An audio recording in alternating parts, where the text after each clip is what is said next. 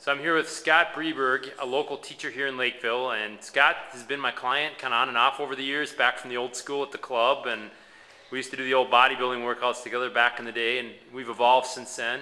He just got done doing a kind of a heavy circuit slash Tabata mix and just kind of rocked it out here. Scott's really been doing well. He got back on track. He kind of needed to get back on track. He said at the beginning of the year had regained some of his weight that he'd lost in the past, and he came back to me here at the beginning of the year, and he's dropped, since he's come back, he's dropped 10 pounds and almost 3% body fat, and had a really good assessment today. So Scott, why did you come back? You've lost weight on your own in the past. You've worked out on your whole life. So what made you drove you back to Pura Vida?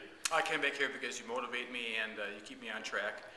The workouts you get are varied. They're interesting.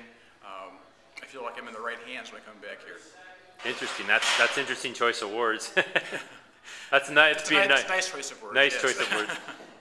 But so you've seen some pretty good results since you've come back. Right. And the cool thing is you mentioned today is that you're getting results without spending hours and hours in the gym, right? About a half an hour a day, probably 6 days a week. I do cardio 3 days, and I do the weight training 3 days, and it's been in and out. And yeah, the clothes fit much better. I'm moving more efficiently.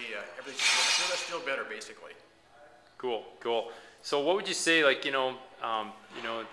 most guys tend to want to do things on their own, kind of the direction asking thing. Mm-hmm. And you're a guy and you're willing to come in here and be coached on training and exercise.